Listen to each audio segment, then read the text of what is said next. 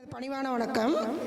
இன்றைக்கி லவர்ஸ் டே முன்னிட்டு இந்த பலதார திருமண யோகத்தை பற்றி ஸ்பீச் என்னை கொடுக்க சொன்னாங்க. பலதார திருமண யோகம்னா நம்ம ஜாதகத்தில் கலத்திர பாவகம் 7ஆம் இடம், அதுக்கப்புறம் 2வது மனம் 11ஆம் இடம், 3வது மனம் 3வது இடம், அப்படி தான் சொல்லியிருக்காங்க. அப்படி தான் நம்ம பார்த்து கொடுத்துட்ருக்கோம். இது யோகமா தோஷமா? பெண்களை பொறுத்தளவுக்கு தோஷம், ஆண்களுக்கு யோகம். ஏன்னா மனைவி இறந்த உடனேயே 2வது கல்யாணம் பண்ணிடுவாங்க. ஏன்னா அவங்களுக்கு அந்த காலகட்டத்தில் இருந்தே, நம்ம தாத்தா அப்பா காலத்தில் இருந்தே 2 மனம்ன்றது சாதாரண விஷயம். அப்போல்லாம் 2 குழந்தைங்க இருப்பாங்க, இன்னொரு மனைவி வந்தால் தான் வளர்க்க முடியும். அப்போ பெண் துணை ஆணுக்கு தேவைம்பாங்க. ஆனால் இது ஒரு பெண்ணு செஞ்சிட முடியாது. அந்த காலகட்டத்திலேருந்து இப்போ வரைக்குமே ஒரு தடை இருந்துட்டு தான் இருக்குது. பெண்கள் வெளியேறி எனக்கு கணவர் இல்லை, நான் இன்னொரு மனம் முடிச்சுக்கலாமா அப்படின்னா அது ஒரு சர்ச்சைக்கான விஷயமா போயிடும். ஏன்னா எப்படின்னு அந்த சமுதாயம் ஏற்றுக்க மாட்டேங்குது. அதனால தான் இப்போலாம் பார்த்திங்கன்னா அந்த மேலை நாடுகள்லாம் என்னென்னா திருமணன்ற உறவே பாண்டிங் தான், லைஃப் பார்ட்னர் தான் சொல்லுவாங்க. அங்கே இந்த திருமண உறவுக்கு நம்மளோட சமூக கட்டமைப்பு தான் இந்த தாலி மெட்டி அப்படின்ற அந்த சின்னத்தெல்லாம் கொடுத்துருக்கு. மேலை நாடுகள்லாம் இதெல்லாம் கிடையாது. எப்படி இப்போது நம்ம 7ஆம் இடம்னா நம்ம நண்பர்கள், நம்மளோட எதிர்பாலினத்தவர் அப்படின்னு நம்ம வச்சுருக்கோமோ, அதே மாதிரி அவங்களுக்கு ஆணுக்கு ஒரு பெண் துணை தேவைப்படுது, பெண்ணுக்கு ஒரு ஆண் துணை தேவைப்படுது. அப்போ இது பிஸ்னஸ் தான்.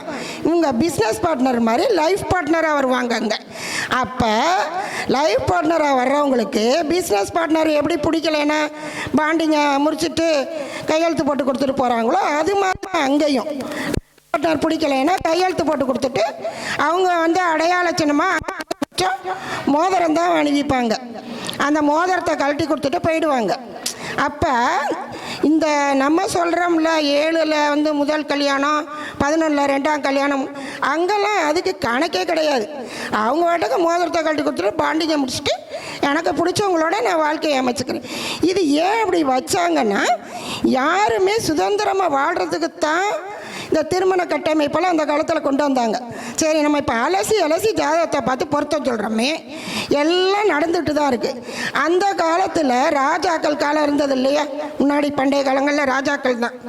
அப்போ ராஜாக்கள் தன்னுடைய மகளை ஒரு நாட்டுக்கு அவங்க இளவரசி, அப்போ அவங்களுக்கு மனம் முடிக்கும் போது சுயவரம் ஏன் வச்சாங்க? ஜாதகத்தை கொடுத்து ஜாதக கட்டத்தை பார்த்து அவங்க கல்யாணம் பண்ணியிருக்க வேண்டியதானே. எதுக்கு சுயவரம் வச்சாங்க? அப்பா கூட அவங்க பார்த்து வளர்த்த தன்னோட பெண்ணோட மனசை புரிஞ்சுக்கிட்டு, தன்னோட பெண்ணுக்கு வரக்கூடிய கணவன் பொருள் ஈட்டக்கூடியவனாக மட்டும் இருந்தால் பத்தாது, வீரத்தோட விளைநிலமாக இருக்கணும். தன்னோட பெண்ணை கல்யாணம் பண்ணால் ஒரு ராஜ்யத்தை ஆளக்கூடிய திறமை அவங்ககிட்ட இருக்கணும்னு ஒரு போட்டித் தேர்வு மாதிரி வச்சு சுயவரம் வச்சாங்க.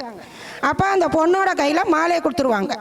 வருவாங்க ராஜாக்கள்லாம் வருவாங்க, மற்ற அண்டை நாட்டில் இருக்க ராஜாக்கள்லாம் அந்த வீட்டில் அந்த பொண்ணு இருக்காங்க, இளவரசி இருக்காங்க, அவங்களுக்கு மனம் முடிக்க போகிறாங்க. சுயவரம்னு ஒரு இது வச்சு தண்டராப்பட்டு சொல்லி அந்த இதை இது பண்ணுவாங்க. அந்த நிகழ்ச்சி நடக்கும். அப்போ அவங்க அவங்க வைக்கிற போட்டித் தேர்வில் இந்த இளவரசர்கள் ஜெயிச்சுட்டாங்கன்னா இந்த இளவரசி போய் அவங்களுக்கு மாலையை போட்டுருவாங்க. அதுதான் அங்கே திருமணம். அது ஏன் அப்படி நடத்துனாங்க அப்படின்னா, அங்கே காரக கிரகமாக இருந்தது. என்ன கிரகம் நம்மளால் சொல்ல முடியுமா? இங்கே இருக்கவங்களால சொல்ல முடியுமா? காரக கிரகம் என்ன? அங்கே வலிமை எங்கே? செவ்வாய்க்கு தான் அங்கே வலிமை. ஒன்றத்தையும் பார்க்கல. செவ்வாய் வலிமையாக இருந்தால் பொண்ணை கொடு. எதுக்கு இந்த 3ஆம் இடத்தை பார்க்குறது, 7ஆம் இடத்தை பார்க்குறது? தேவையே இல்லை. வீரம் இருக்கா, கல்யாணம் பண்ணி கொடு. ஏன்னா கல்வியும் செல்வமும் ஒரு மனிதனுக்கு ஒரு காலகட்டத்தில் பயன்படாது. ஒரு பொண்ணை கூட்டிகிட்டு போகிறான் வீட்டுக்காரரு, ஒரு 4 பேர் வந்துடுறாங்க, அடித்து போட்டு பொண்ணை தூக்கிட்டு போனால் அவன் சண்டை போட்டால் தான் அந்த பொண்ணை காப்பாற்ற முடியும். அவன்கிட்ட காசு இருந்து என்ன பண்ண, அவன்கிட்ட இது இருந்து என்ன பண்ண, அறிவு இருந்து என்ன பண்ண, அவன்கிட்ட தூக்கிட்டு போயிடுவான். அப்போ அந்த பெண்கள் எதை விரும்புகிறாங்க? வீரத்தை மட்டும்தான் விரும்புகிறாங்க. இது போக இன்னொன்று அங்கே வேலை செய்யுது.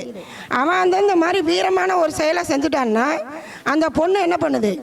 அண்ணலும் நோக்கினாள் அவளும் நோக்கினாள்.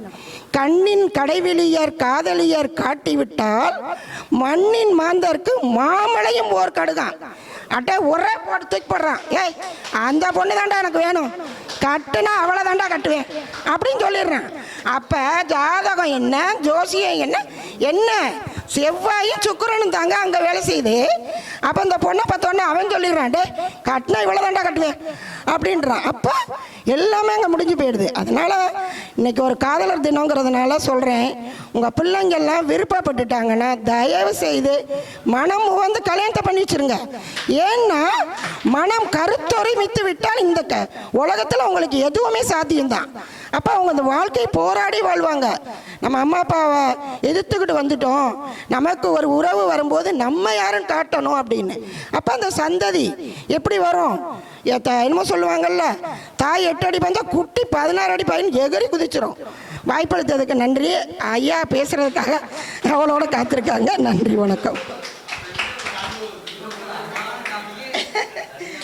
நிறைய பேசணும்னு நினச்சி தான் வந்தேன், டைம் இல்லை. ஸ்ரீ ஜனனி ஜோதிட திருமண மையம்னு எங்கள் ஊரில் காரைக்குடியில் வச்சு நடத்திட்டுருக்கேன். என்னுடைய கைபேசி எண் 9316184747. நன்றி, வணக்கம்.